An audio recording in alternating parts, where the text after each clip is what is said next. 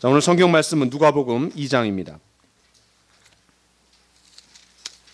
성탄 시즌이기 때문에 기존에 하던 우리 설교 야곱 설교는 좀 뒤로 하고 성탄에 관한 말씀을 좀 나누려고 합니다. 자, 누가복음 2장 8절부터 14절 그리고 20절을 교독하겠습니다. 제가 먼저 읽겠습니다. 그 지역의 목자들이 밤에 밖에서 자기 양떼를 지키더니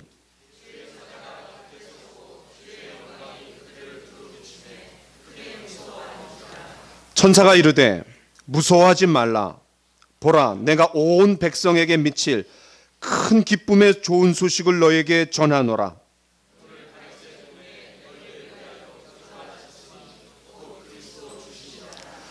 너희가 가서 강보에 쌓여 구유에 누워있는 아기를 보리니 이것이 너희에게 표적이니라 하더니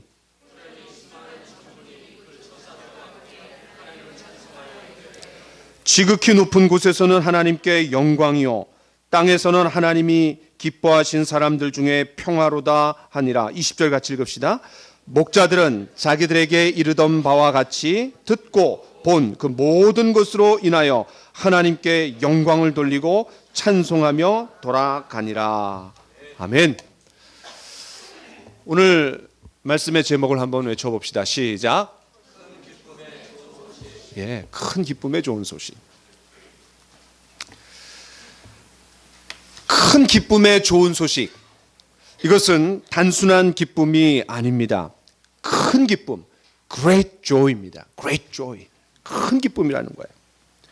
그렇다면 왜 큰 기쁨의 좋은 소식인가? 세 가지 때문에 그렇습니다. 첫 번째는 그 주인공 때문에 큰 기쁨의 소식이에요. 그 주인공 때문에. 두 번째는 그 주인공이신 예수님이 주시는 결과 때문에 그렇습니다. 그 결과 때문에. 세 번째는 그 결과의 혜택을 누린 사람들 때문에 그렇습니다. 자, 이 세 가지를 좀 같이 한번 나눠보려고 합니다. 오늘 말씀을 통해서 이 성탄절이 있는 이 한 주간 동안 저와 여러분 모두에게 큰 기쁨, great joy가 있기를 간절히 축원합니다. 성탄절의 주인공은 산타클로스와 루돌프가 아니죠. 또 선물도 아닙니다. 여러분, 성탄절의 주인공이 누구시죠? 예수님이십니다. 그렇기 때문에 오늘 본문에서 천사들은 목자들에게 큰 기쁨의 좋은 소식이라고 선포하면서 바로 뒤이어 11절에서 누구를 소개하죠? 우리 11절 같이 한번 읽어봅시다. 시작. 오늘 다윗의 동네에 너희를 위하여 구주가 나셨으니 곧 그리스도 주시니라. 큰 기쁨의 좋은 소식을 우리가 누릴 수 있는 가장 중요한 이유는 그 주인공이에요. 그래서 그 주인공을 어떻게 소개하고 있냐면 구주, 그리스도, 주. 이 짧은 한 구절 안에 예수님이 누구신지를 세 개로 표현했어요. 구주, 그리스도, 주. 예수님에 대한 호칭을 이 세 가지를 한꺼번에 요약해 놓은 것은 성경의 유일한 곳이 여기입니다. 자, 그러면 하나하나씩 좀 살펴보려고 합니다. 자, 첫 번째는 그리스도입니다. 가운데 있는 것부터 좀 하죠. 그리스도. 여러분, 그리스도는 신약 성경의 언어인 그리스어 또는 헬라어라 그러죠. 이 그리스어로 크리스토스에서 나온 말입니다. 크리스토스. 자, 저기 여러분이 보실 때 오른쪽에 있는 거 맨 하단에 보면 크리스토스 이렇게 돼 있죠. 그런데 이 크리스토스를 영어로 고치면은 크라이스트가 되는 겁니다. 이거를 이제 우리말로 하면은 이제 그리스도 이렇게 되는 거죠. 그리스도. 그런데 이 크리스토스는 히브리어의 메시아를 번역한 말이에요. 그러니까 메시아나 그리스도나 똑같은 말이에요. 크리스토스나. 우리가 사진기나 카메라나 똑같은 말이잖아요. 번역한 말이에요. 메시아, 이거는 히브리어. 이거를 헬라어로 바꾼 게 크리스토스. 이거를 영어로 바꾼 게 크라이스트. 이거를 한국말로 바꾸면 그리스도가 되는 겁니다. 다 똑같은 말이에요. 자, 그러면 제가 질문 한번 해보죠. 메시아는 무슨 뜻이에요? 메시아. 기름 부음을 받은 자라는 뜻이죠. 기름 부음을 받은 자. 이스라엘 백성들은 오랫동안 이 메시아를 기다려왔습니다. 특히 나라를 잃고 지난 500년 이상 동안 그들은 바벨론의 포로로, 페르시아의 포로로, 헬라 제국의 포로로, 지금 현재는 로마 제국의 압제하에 있습니다. 그렇기 때문에 그들은 더더욱 이 메시아를 기다리고 있었어요. 왜냐하면 그 메시아가 오시면 모든 대적자들을 정복해 주시고 그들을 구원해 주실 것이라고 굳게 믿고 있었기 때문에 그래요. 여러분 잘 아시는 것처럼 세례 요한이 왔을 때 사람들이 뭐라 그래요? 네가 그리스도냐? 네가 메시아냐? 우리가 그토록 바라고 기다리던 네가 메시아냐? 이렇게 물어봅니다. 자, 한 말씀을 좀 봅시다. 자, 여러분 이사야 61장 1절 2절을 같이 한번 읽어보기를 원합니다. 시작. 주 여호와의 영이 내게 내리셨으니 이는 여호와께서 내게 기름을 부으사 가난한 자에게 아름다운 소식을 전하게 하려 하심이라. 나를 보내사 마음이 상한 자를 고치며 포로된 자에게 자유를, 갇힌 자에게 노임을 선포하며 여호와의 은혜의 해와 우리 하나님의 보복의 날을 선포하여. 예. 이사야서 61장 이 말씀 때문에 더더욱 이 메시아를 기다리는 거예요. 포로된 자에게 자유를. 그런데 놀라운 거는요, 예수님이 이 말씀을 인용하시면서 그 기름 부음 받은 자를 누구에게 적용하죠? 바로 자기 자신에게 적용합니다. 그게 바로 누가복음 4장에 있는 말씀이에요. 이거 똑같은 말씀이니까 읽어볼 필요가 없고 맨 밑에 점점점 다음에 거기부터 읽어봅시다. 시작. 이에 예수께서 그들에게 말씀하시되 이 글이 오늘 너희 귀에 응하였느니라 하시니. 그러니까 그 앞에 있는 말씀이 누구에게 적용되었다라는 거예요? 예수님에게 적용되었다라는 거예요. 다시 말해서 주 여호와의 영이 기름을 부어갖고 그 기름 부은 자가 이러이러한 일을 할 텐데 그분이 누구라는 거예요? 바로 자기 자신이라는 거예요.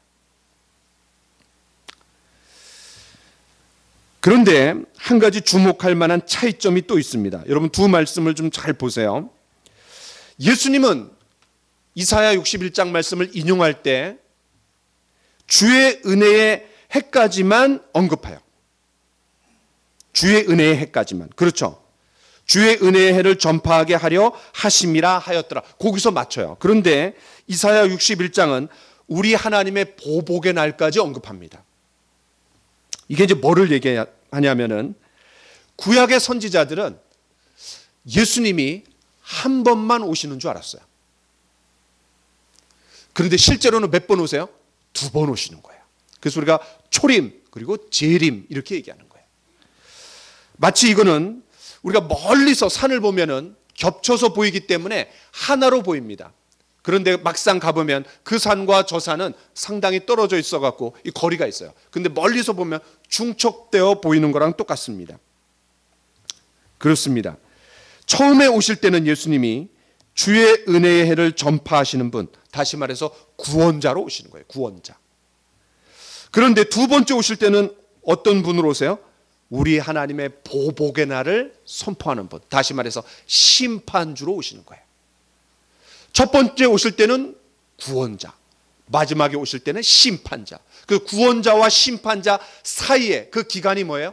이게 교회의 시대예요. 교회의 시대. 그러니까 이 구약의 선지자들은 교회의 시대를 못 봤던 거예요. 중첩돼서 보였기 때문에.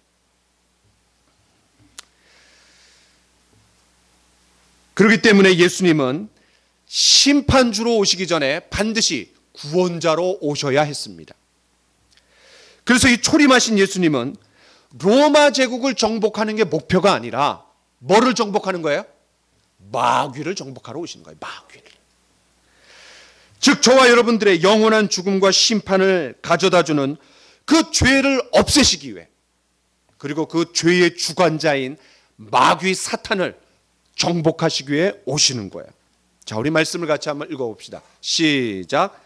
자녀들은 혈과 육에 속하였음에 그도 또한 같은 모양으로 혈과 육을 함께 지니심은 죽음을 통하여 죽음의 세력을 잡은 자 곧 마귀를 멸하시며. 그렇습니다. 로마 제국을 멸하시는 것은 나중 일이에요. 마지막 때에 일어난 일이에요.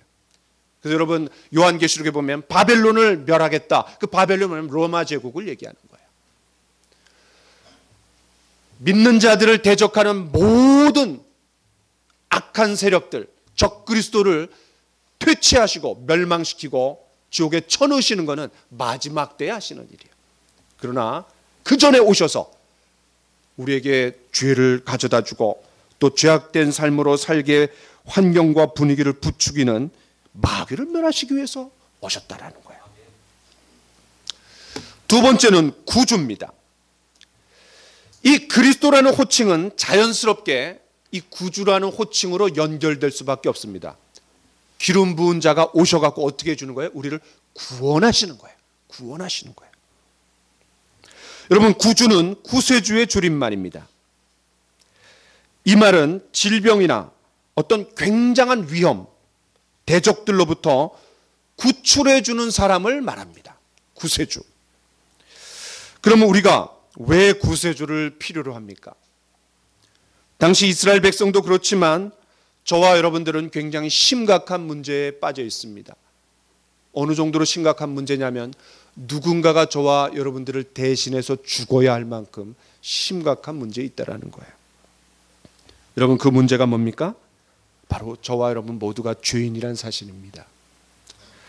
우리가 죄인이기 때문에 너나 할 것 없이 우리 모두는 죄의식을 가지고 살아갑니다. 우리는 죄의 포로입니다. 마귀의 종입니다. 육신의 종입니다. 세상의 종입니다. 포로처럼 살아가는 거예요. 모든 인간은 창조주 하나님으로부터 떠나는 순간 죽음에 이르는 병에 걸렸습니다. 왜냐하면 선악을 알게 하는 나무의 열매를 먹으면 정령 죽으리라 그랬어요. 정령 죽으리라. 그 모든 사람이 죽음에 이르는 병에 걸렸어요. 그 증상이 뭡니까? 각종 병이에요. 각종 병. 또 현대인의 감기라고 불리는 우울증. 더 심각한 거는 인생의 의미와 목적을 모른 채 많은 청년들이, 많은 사람들이 방황합니다. 이 모든 것들이 죽음에 이르는 병의 증상들입니다. 이 병은 이 세상의 어떤 의술로도 고칠 수가 없습니다. 지금까지 그 누구도 죽음을 이긴 사람이 단 한 사람도 없는 것을 보면은 압니다. 그런데 여러분, 이 죄의 뿌리는 뭡니까? 죄의 출발점은 뭡니까? 자, 우리 같이 한번 말씀 읽어봅시다. 시작. 내 백성이 두 가지 악을 행하였나니 곧 그들이 생수에 그는 데는 나를 버린 것과 스스로 웅덩이를 판 것인데 그것은 물을 가두지 못할 터진 웅덩이들이니라. 야, 아주 놀라운 비유인 것 같아요. 석유보다 물이 더 비싼 곳, 그 중동 지역에, 거기에 이제 빗대 갖고 설명을 하는 거예요. 내 백성이 두 가지 악을 행하였나니 곧 그들이 생수에 그는 데는 나를 버렸다라는 거예요. 하나님을 등지고 떠난 것, 하나님을 알지 못하는 것, 하나님과 상관없이 살아가는 삶, 그것이 바로 죄의 출발이라는 거예요. 여러분, 생수의 근원 대신 하나님을 떠날 때 우리가 어떻게 됩니까? 목이 마르죠. 생수의 근원에서 떠났기 때문에 갈증을 느낍니다. 그래서 그 생수를 다시 갈증을 해결하고자 여러 웅덩이를 파보죠. 돈의 웅덩이, 쾌락의 웅덩이, 명예의 웅덩이, 종교의 웅덩이, 여러 웅덩이를 파보지만 그것으로 우리의 만족과 갈증을 근본적으로 해결하지 못합니다. 그 대표적인 사람이 누구예요? 사마리아 여인 아니에요. 남자를 5이나 갈아치웠는데도 굉장히 이쁘고 똑똑해요. 왜냐하면 남자를 누가 5번을 갈아치울 수 있습니까? 그런데도 여전히 만족하지 못해요. 예수님 어떻게 소개합니까? 영생하도록 솟아나는 샘물을 내가 너한테 주겠다. 그랬더니 뭐라 그럽니까? 그거를 저한테 주십시오. 그렇습니다. 많은 사람들이 자기 나름의 웅덩이를 파봅니다. 그러나 그 웅덩이에서 근본적으로 나의 만족과 기쁨을 얻을 수 없다라는 거예요. 밑 빠진 독에 물 붓기식입니다. 왜냐하면 터진 웅덩이잖아요. 터진 웅덩이. 여러분, 극도의 갈증을 느낀다고 해서 우리가 바닷물을 마셔보십시오. 일시적으로 갈증이 해결되지만 더 타는 듯한 갈증을 느낄 겁니다. 그것이 바로 현대인의 갈증과 고민 아닙니까? 제가 최근에 뉴스를 봤더니 혼밥집, 혼술, 이 독립적인 삶을 살아가는 그런 1인 가족이 되게 많대요. 그런데 그 1인 가족의 문제가 뭐냐면 외로움이라는 거예요. 그 외로움의 문제가 굉장히 심각해진다라는 거예요. 독립은 좋은데 외로움은 싫다라는 거예요. 저는 그런 걸 보면서 오늘날 교회 역할이 있구나. 여전히 있구나. 아무리 사회가 깊이 발달한다 할지라도 이 교회 역할이 있구나라는 것을 보았습니다. 영국 같은 데서는요, 국가적으로 그 외로움의 문제를 해결해 줄 수 있는 장관을 세운대요. 굉장히 심각하다라는 거예요. 그렇습니다. 생수에 근원되는 나를 버린 것, 다시 말해서 창조주 하나님을 모르고 그분을 등지고 살아가는 삶 자체가 죄의 뿌리고 출발점입니다.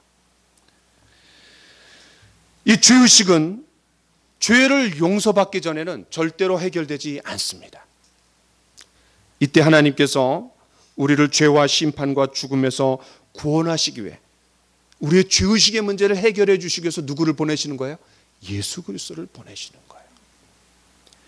그 예수님께서 저와 여러분 우리 모두의 죄와 심판과 죽음을 십자가에서 대신 담당해 주심으로 우리가 해방되는 거예요.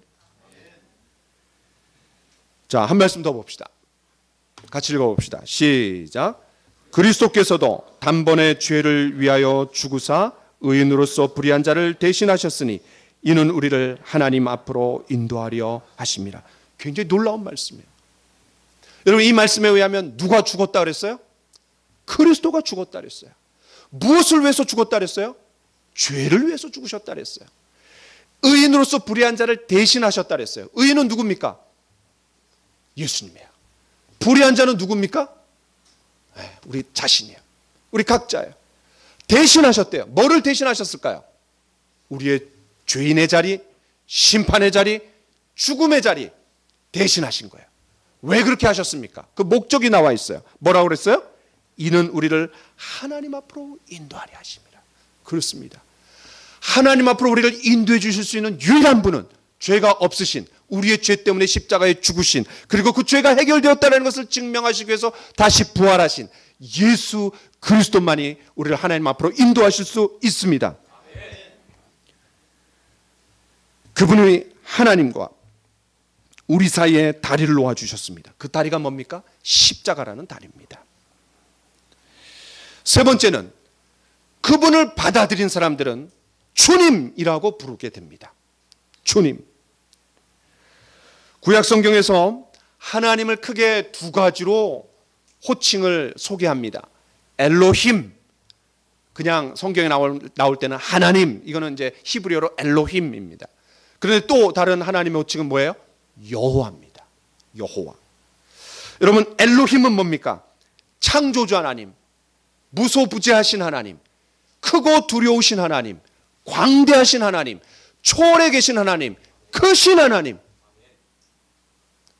그런데 그 크신 하나님이 어떻게 우리 안에 들어오실 수 있어요? 그 크신 하나님이 어떻게 죄인된 우리의 마음속에 오실 수 있어요?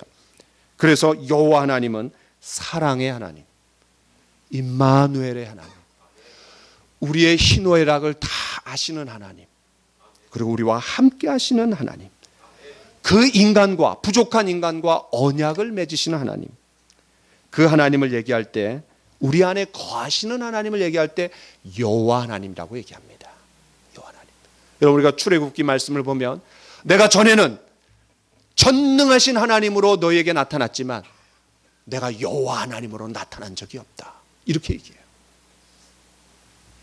왜냐하면 출애굽하는 과정에서 그들과 함께 하시고 그들의 아픔에 동참하시고 그들을 건져내시고 그들과 함께 하시는 분이 여호와 하나님이라는 것을 경험적으로 깨닫게 하시는 거예요.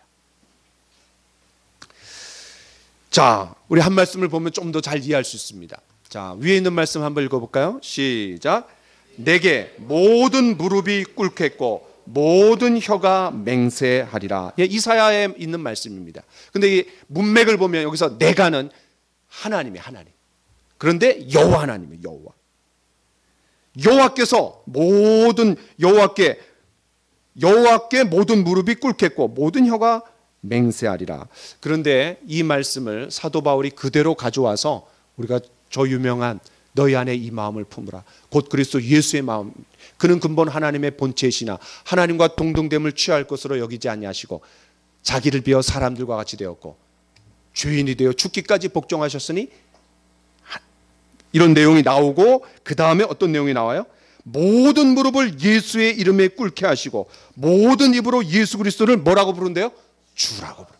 그러니까 여호와가 뭐가 되는 거예요? 주님이 되는 거예요. 주님. 그래서 구약 성경에 있는 여호와는 신약 성경으로 뭐가 되는 거예요? 주님이 되는 거예요. 주님이. 그렇습니다.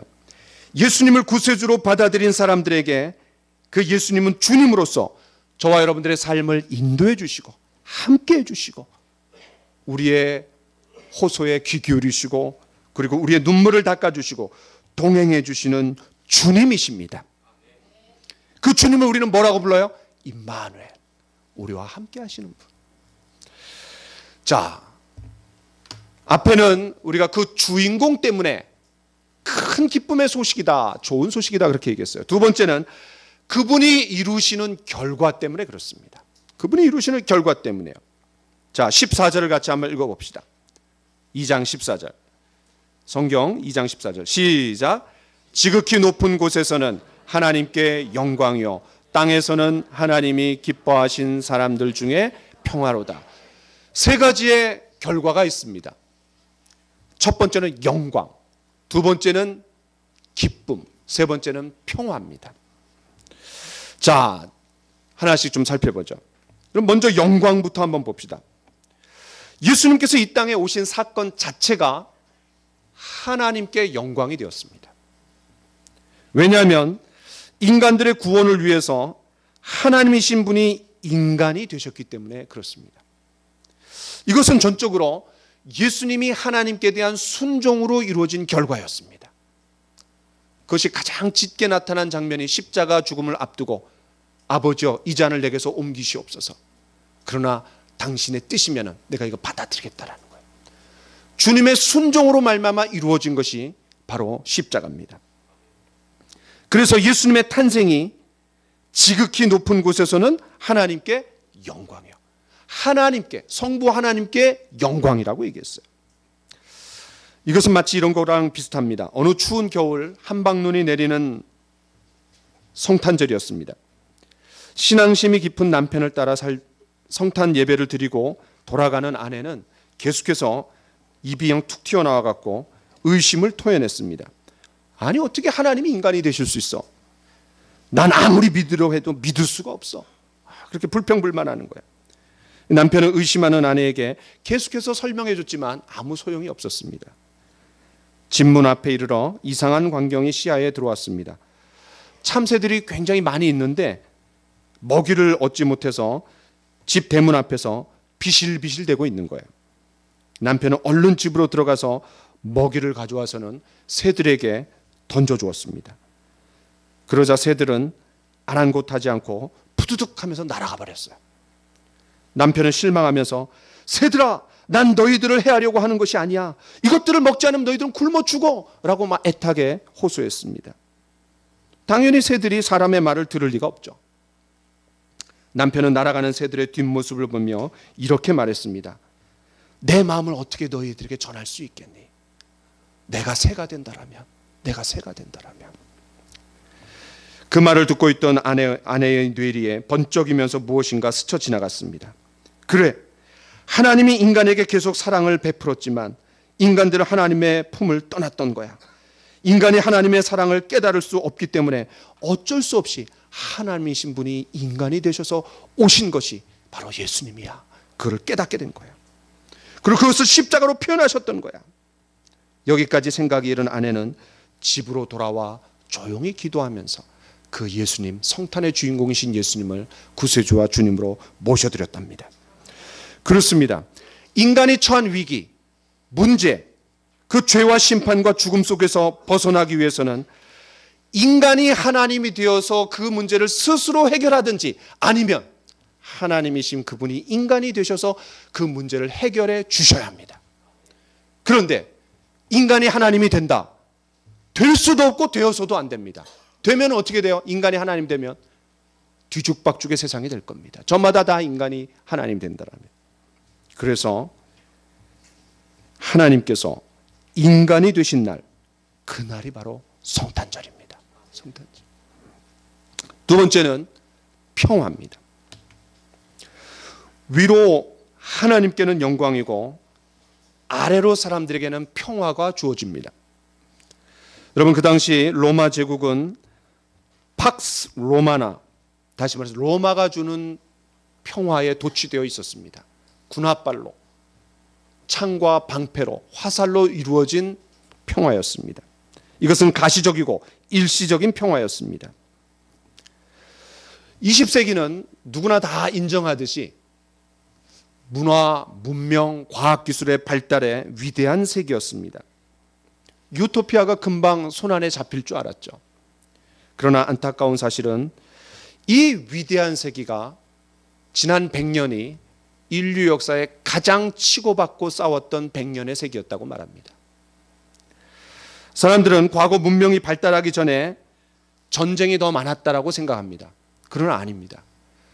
무식하고 과학기술이 발달하지 않았을 때 툭 하면 치고받고 싸우고 부족과 부족이 싸우고 그렇게 해서 전쟁이 더 많았다고 생각하는데 천만의 말씀입니다.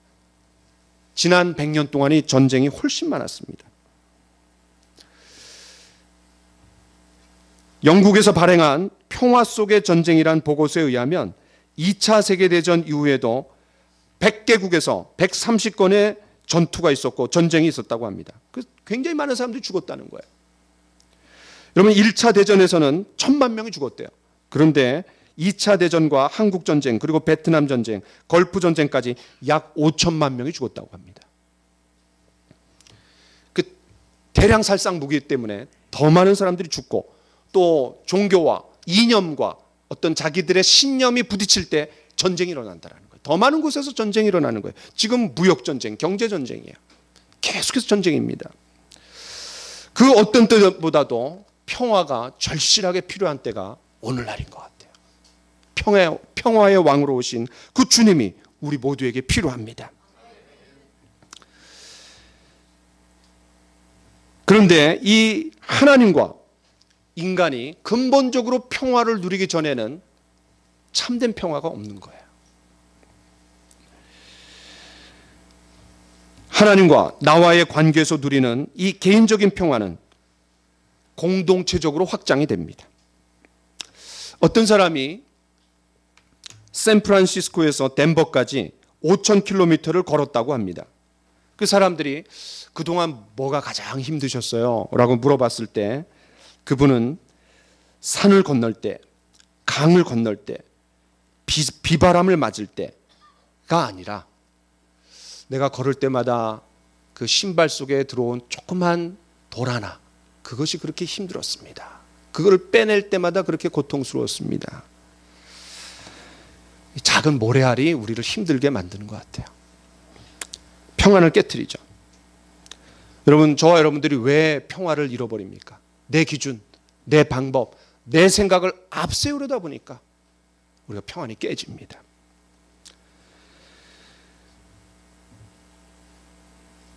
우리가 하나님의 기준을 가지고 살아가야 됩니다. 우리가 하나님 앞에 다 죄인들이잖아요. 어느 정도로 죄인입니까? 머리끝에서부터 발끝까지 죄인입니다. 우리가 예수님 안에서 의로워져서 다른 사람들을 판단하고 정죄하기 시작한다는 거예요. 제일 정죄하는 사람들이 누구냐? 그리스도인들이에요. 자기가 의로워져서 깨끗해졌기 때문에 그거를 가지고 판단하는 거예요. 여러분, 우리 주변에 우리에게 갈등을 갖도록 만드는 사람들이 틀림없이 있습니다. 그 갈등을 갖도록 만드는 사람들은 내가 십자가에 죽지 않았구나. 그것을 깨닫게 해주는 오히려 선생님이에요. 선생님. 그렇죠? 예. 여러분들 마음속에 진정한 평화가 있습니까? 여러분들 가정에 진정한 평화가 있습니까? 예수님은 평화의 왕으로 오셨습니다. 그 예수님을, 평화의 왕으로 오신 그 예수님을 저와 여러분들 우리 가정과 일터 속에 모셔드릴 때 진정한 평화가 있습니다. 평화, 평화. 평화로다. 하늘 위에서 내려오네.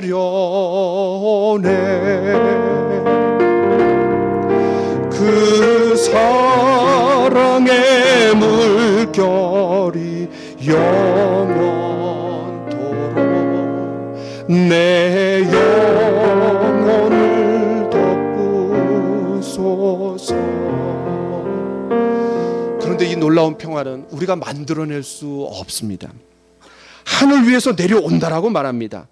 다시 말해서 하나님께서 저와 여러분들에게 평화를 주실 때 그 평화를 누릴 수 있다라는 거예요. 이 땅 위에 험한 길 가는 동안 참된 평화가 어디 있나. 우리 모두 다 예수를 친구 삼아 참 평화를 누리겠네. 이 땅 위에 참된 평화가 어디 있습니까? 예수 그리스도 안에, 평화의 왕으로 오신 그분 안에 진정한 평화가 있습니다. 세 번째는 그 평화를 누릴 때 우리 안에는 상황과 환경을 초월해서 누리는 기쁨이 샘솟듯 일어납니다. 그래서 세 번째는 기쁨이에요. 그래서 우리가 성탄절에 많이 부르는 찬송이 뭡니까?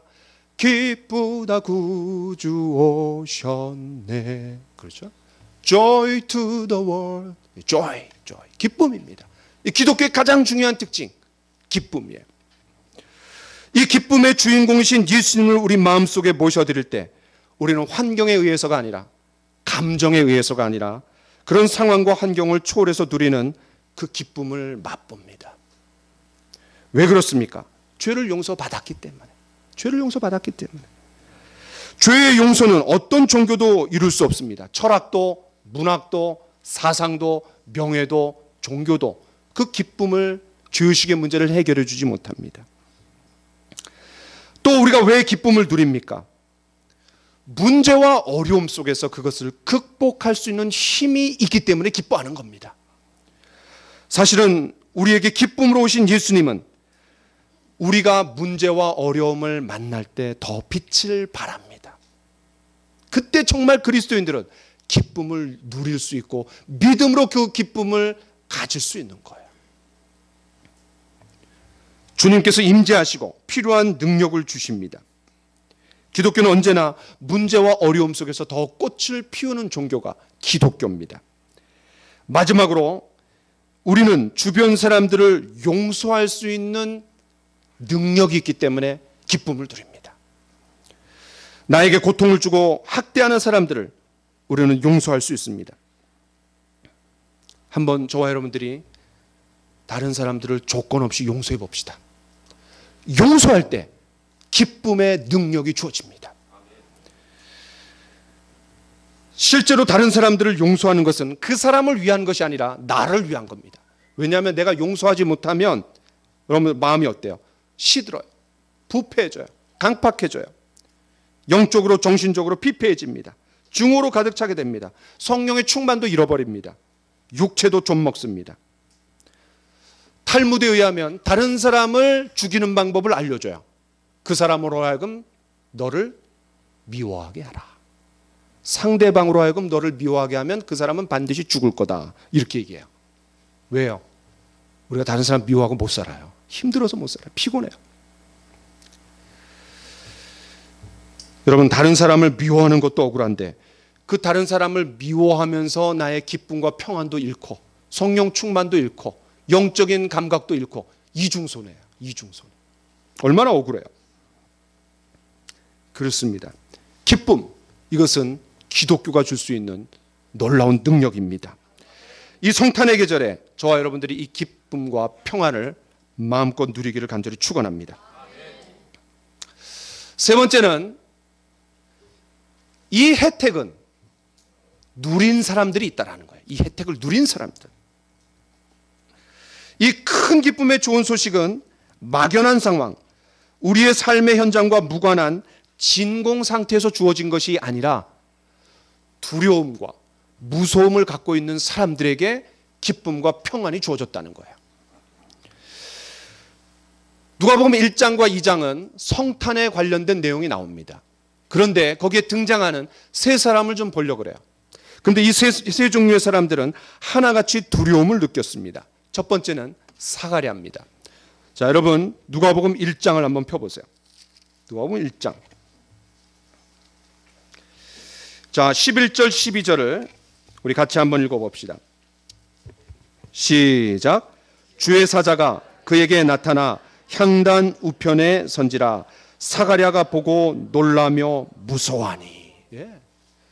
첫 번째로 무서워했던 사람은 사가랴입니다. 천사가 나타났을 때 두려움에 압도됐어요. 여러분 우리가 어두컴컴할 때 뭐가 제일 무서워요? 사람이 갑자기 나타나면 얼마나 무서워요.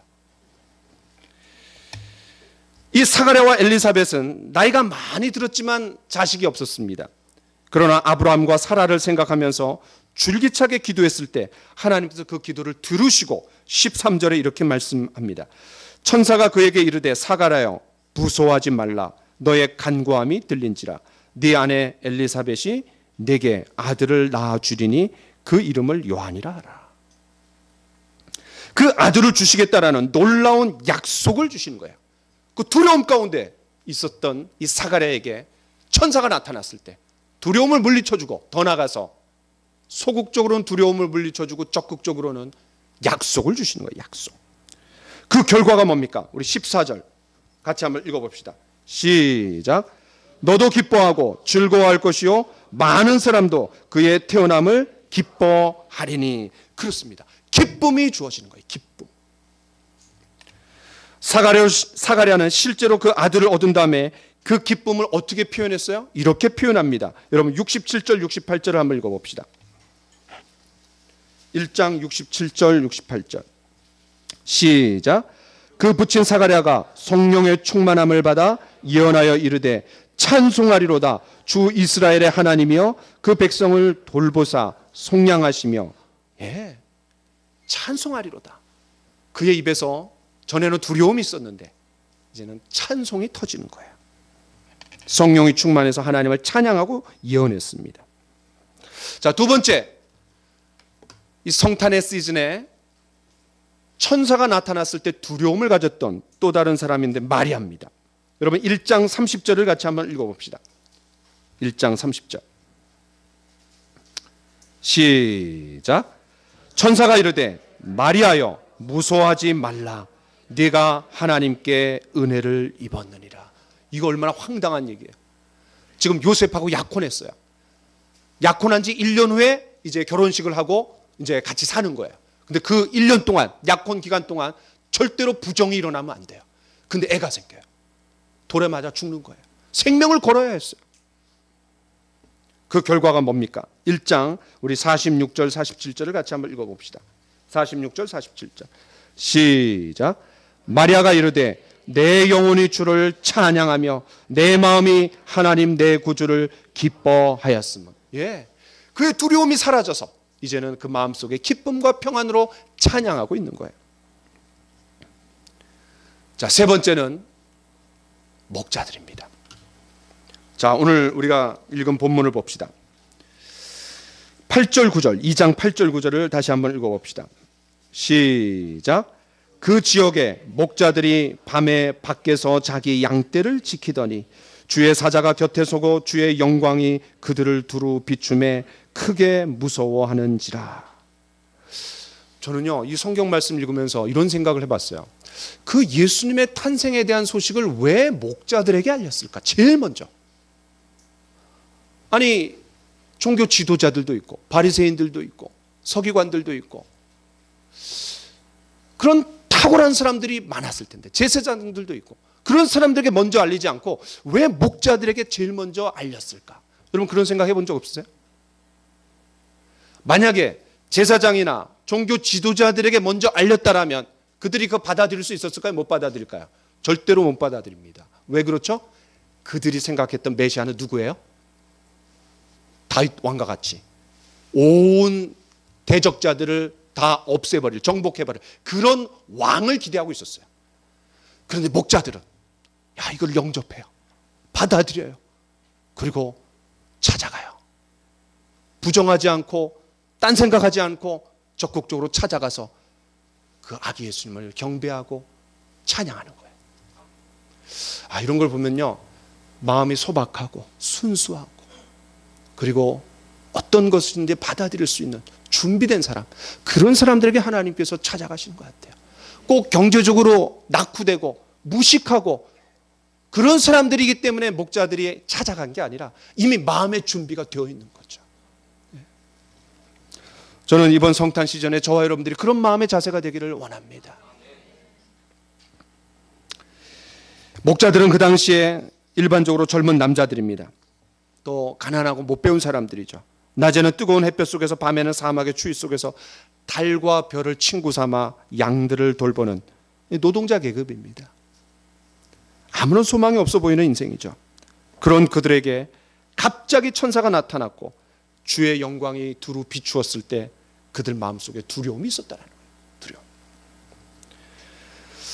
제가 아까 큰 기쁨의 소식, Great Joy라 그랬어요. Great Joy. 근데 여기 뭐라 그랬냐면 크게 무서워하는지라 Great Fear. 큰 두려움에 사로잡혔어요. 근데 그게 한 방에 날아가는 거예요. 큰 기쁨의 소식, 구주 그리스도 주님이 탄생하셨다라는 그 소식에 Great Fear, 그것이 Great Joy로 바뀌는 거예요.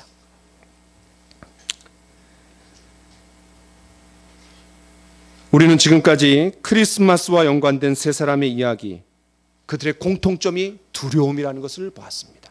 무서움이라는 걸 보았어요. 그들은 하나같이 신분과 배경에 상관없이 두려움을 느꼈습니다. 그러나 그 세 명 모두 동일한 두려움을 느꼈지만 놀라운 약속, 확신, 위로를 받으며 기쁨을 누렸습니다. 사가랴에게는 아들을 주시겠다라는 약속이 주어졌고 마리아에게는 온 인류의 메시아이신 예수님을 잉태하는 은혜가 주어졌고 목자들에게는 예수님의 탄생 소식을 제일 먼저 듣고 축하해 줄 수 있는 특권이 주어졌습니다. 20절 우리 같이 한번 읽어봅시다. 2장 20절 시작. 목자들은 자기들에게 이르던 바와 같이 듣고 본 그 모든 것으로 인하여 하나님께 영광을 돌리고 찬송하며 돌아가니라. 야, 이런 일들이 우리 안에 이번 한 주간 동안 있기를 원합니다. 이 세 사람 모두 동일한 두려움으로 시작했습니다. 그러나 그들의 결말은 기쁨과 평안으로 가득 차서 하나님을 찬양했습니다. 이 세 사람은 흥미롭게도 모든 종류의 사람들을 대표합니다. 사가랴는 누구를 대표할까요? 가진 자, 높은 계층의 사람들입니다. 왜냐하면 그 당시에 제사장은 탑 클래스에 있는 사람입니다. 지배계층입니다.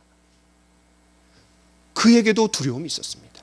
그런데 예수님 만났을 때, 천사를 만났을 때 그가 기쁨으로 가득 찼습니다. 마리아는 중년층이라고 얘기할 수 있습니다. 거기에 반해서 목자들은 하류층이라고 얘기할 수 있습니다. 하류층이나 중산층이나 상류층에 있는 사람들이나 모두가 두려움이 있다는 거예요. 근데 그 두려움이 예수님 만나면서 해결된다는 것을 우리에게 보여줍니다. 저와 여러분 가운데 혹시 두려움을 가질 만한 상황 가운데 있다면 좋은 기회입니다. 우리가 상황이 좋고 모든 게 잘 될 때 기쁨과 평안을 누리는 건 당연하잖아요. 누구나 다 그렇게 할 수 있어요. 그런데 그렇지 않음에도 그리 아니하실지라도 내가 믿음으로 기쁨과 평안을 누릴 수 있다면 그 사람 정말 신앙이 대단한 거죠. 이 성탄의 시즌에 저와 여러분들이 그런 평안과 기쁨을 누리기를 원합니다. 내 상황과 환경은 그렇지 않지만 주님 때문에, 예수님 때문에 누리는 기쁨과 평안, 그분이 나를 구원해 주셨기 때문에, 나의 구주가 되시기 때문에, 그리스도가 되시기 때문에, 주님이 되시기 때문에 누리는 기쁨과 평안이 저와 여러분 모두에게 있기를 간절히 축원합니다. 큰 기쁨의 좋은 소식, 예수님 만나야 됩니다. 그 기쁨과 평안을 누리며 하나님께 영광을 돌린 한 사람을 소개하고 마치려고 합니다. 그분은 한국의 슈바이처, 바보 의사라고 불리는 고 장기려 박사입니다. 경성의학전문학교를 졸업하고 김일성 종합대학의 외과 교수를 지내던 중 6.25가 터져서 부산으로 월남했습니다. 그리고 복음병원을 만들어 가난한 사람들을 위해서 무료로 진료했습니다. 특별히 가난한 환자들을 구제하기 위해 1968년 청십자 의료보험조합을 창설하였는데 이것이 현행 우리가 누리고 있는 의료보험제도의 효시가 되었다고 합니다. 전 국민에게 시작된 게 1989년이에요. 그런데 이미 68년에 이 의료보험제도의 효시가 되는, 이분이 이룩한 가장 큰 공로 중에 하나가 이거랍니다. 다시 말해서 가난한 사람, 돈이 없는 사람들도 얼마든지 진료를 받을 수 있는 상황과 환경, 법적인 제도를 만든 분이에요. 그러다가 이분이 1995년 12월 25일, 이 돌아가신 날도 성탄절에 돌아가셨어요. 예. 향년 84세로 별세하셨습니다. 그러니까 1911년에 태어나신 분이죠. 그가 80회 생일을 맞았을 때 인생을 살면서 가장 기뻤던 때에 대해서 이야기하신 적이 있습니다. 첫 번째는 결혼하고 아들을 낳았는데 하나님이 주신 이 아들로 인해서 온 천하를 얻은 기쁨이었다라고 이분이 표현했습니다. 두 번째는 손기정 선수가 올림픽 마라톤 경기에서 우승했을 때, 아마 이분이 20대였겠죠. 예, 그때 참 우울하고 어둠 가운데 있었던 이 시대적인 그런 상황 속에 이 민족 감정에 의해서 굉장히 기뻤다고 합니다. 인생을 살면서 두 가지 기쁨을 얘기했어요. 그러나 그는 예수님을 구세주로 믿고 죄를 회개하고 하나님으로부터 죄를 용서받았다라는 기쁨에 비하면 앞에 있는 기쁨은 아무것도 아니다, 이렇게 얘기했대요. 참 그런 가난한 사람들을 위해서 희생적으로 헌신하고 봉사할 수 있었던 그 힘이 여기 있었던 거죠. 앞에 있는 모든 기쁨들이 하찮은 것에 불과하다라고 이분이 고백하는 것을 제가 보았습니다. 그렇습니다. 큰 기쁨의 좋은 소식. 이것은 하나님께서 사람의 모습으로 이 땅에 오신 예수 그리스도 때문에 우리가 누릴 수 있습니다. 그분 안에 구원이 있습니다. 그분 안에 죄의 용서가 있습니다. 그분 안에 삶의 의미와 목적이 있습니다. 지극히 높은 곳에서는 하나님께 영광이요, 땅에서는 기뻐하심을 입은 사람들 중에 평화로다. 이 성탄의 시즌에 저와 여러분들에게 이 천사들이 찬양했던 것, 최초의 캐럴, 천사들의 찬양이에요. 이것이 우리 마음 가운데 가득 울려 퍼지게 되기를 간절히 축원합니다. 우리 이 시간 다 같이 일어나서 참 반가운 성도여, 우리 같이 한번 찬양하면서 주님을 높이며 우리의 마음을 주님 앞에 절하는 왕 되신 주님, 평화의 왕으로 오신 주님께 우리 마음을 드리는 시간을 갖기를 원합니다.